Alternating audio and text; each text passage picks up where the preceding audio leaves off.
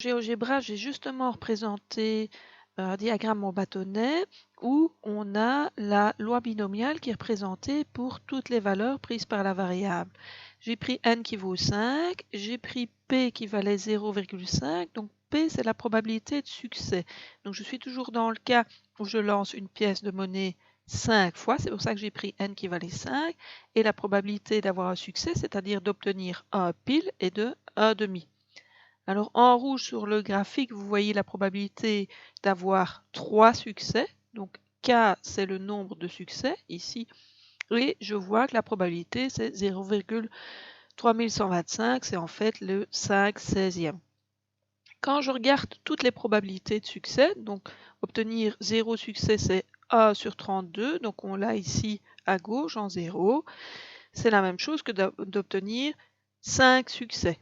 Obtenir 0 pile, c'est la même probabilité que obtenir 0 face. Donc on voit bien que le diagramme en bâtonnet est symétrique, en tout cas dans ce cas-ci. Je peux augmenter le nombre de fois que je lance une pièce de monnaie, hein. Je peux aller jusque 10, je peux même aller très loin, hein. Je peux aller jusque 50, mais alors on ne verra plus grand-chose. Donc je vais prendre par exemple, allez, 13 fois. Je lance une pièce de monnaie 13 fois et je regarde le nombre de piles obtenues. Ça va varier entre 0 et 13 et c'est parfaitement symétrique. Voilà toutes les valeurs, toutes les probabilités associées. La somme de toutes les probabilités doit faire 1 puisque j'ai tous les cas possibles ici, hein. Donc c'est logique que si j'augmente n, même ma courbe diminue en hauteur, puisque la somme de toutes les probabilités doit faire 1, mais il y en a plus évidemment si je lance une pièce 25 fois que si je lance une pièce 5 fois. Et la somme de toutes les probabilités ici doit faire 1. Qu'est-ce qui se passe si je change la probabilité de succès? Donc tout à l'heure, j'ai dit que la probabilité de lancer une pièce de monnaie, ça pouvait être, c'est 1,5, mais que je pouvais changer. Si j'avais une pièce tronquée, ça pourrait être par exemple 3/5e, c'est-à-dire 0,6. Voilà, je prends 0,6. Et alors vous voyez évidemment que la probabilité d'avoir 4 succès n'est pas la même que la probabilité d'avoir 2 succès. J'ai un peu plus de chances d'avoir des succès si ma probabilité de succès augmente. Donc ici, mon diagramme en bâtonnet n'est plus symétrique par rapport au milieu.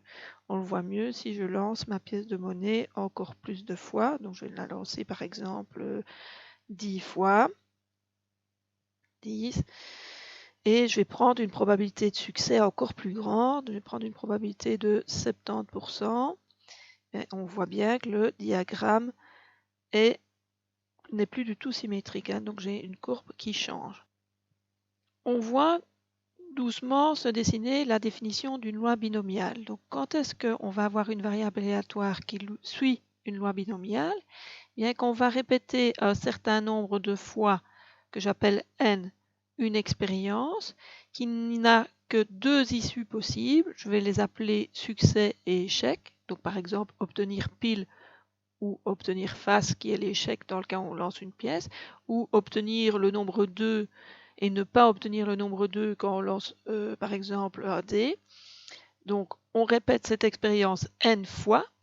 On connaît la probabilité de succès lors d'une expérience. Donc par exemple quand on lance une pièce, la probabilité de succès d'obtenir pile, c'est 1,5. Si je lance un dé, la probabilité d'obtenir 2 quand je lance un dé, c'est 1/6e. Donc ça, c'est ma probabilité de succès. On répète une expérience un certain nombre de fois, n fois, et on a une loi de probabilité qui est une loi binomiale. Donc revenons à la théorie pour définir ça de manière plus rigoureuse.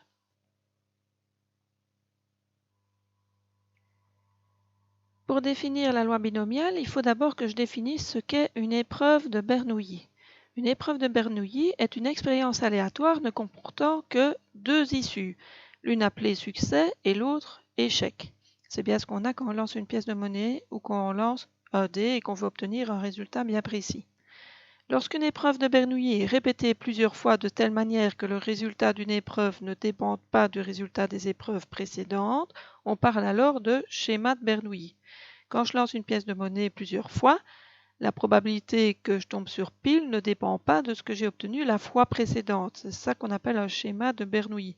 La probabilité de succès est toujours la même à chaque expérience, à chaque lancer de pièces, à chaque lancer de dés. La loi de probabilité liée à la variable aléatoire grand X déterminant le nombre de succès d'un schéma de Bernoulli est appelée loi binomiale.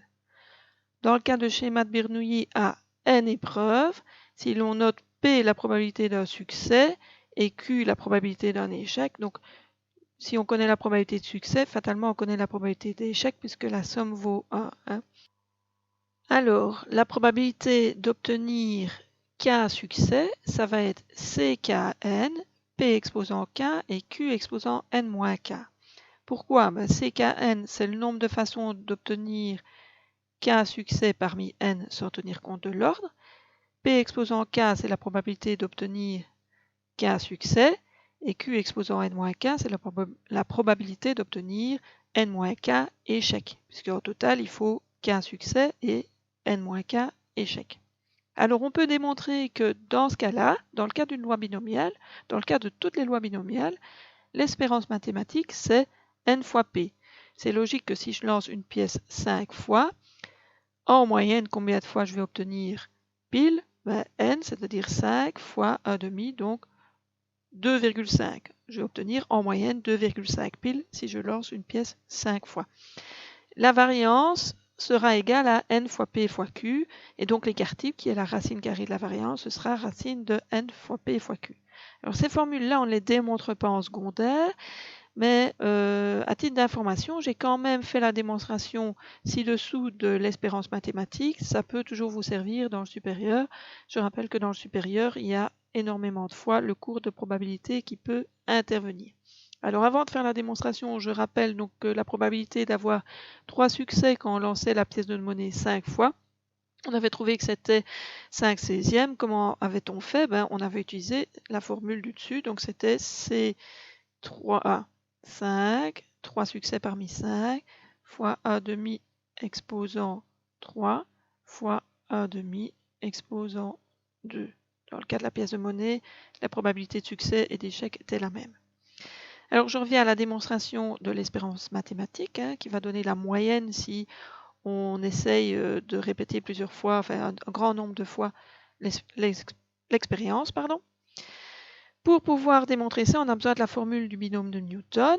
Or, quand je pars de la définition de l'espérance mathématique, j'ai ceci, donc c'est la somme des qui varie, en général je mets i, mais ici j'ai mis k parce que je vais faire un changement de variable après, qui varie de 1 à n, des xi, mais les xi ici c'est k, les xk c'est k, et la probabilité que les pk, c'est la probabilité que x soit égal à k. Alors ici évidemment j'utilise la formule que j'ai au-dessus, donc vous commencez à voir que ça ressemble à la formule du binôme de Newton puisque j'ai les combinaisons. Alors comment est-ce que je vais y arriver? D'abord j'utilise la formule des combinaisons, de là à là. On connaît, c'est la formule des combinaisons.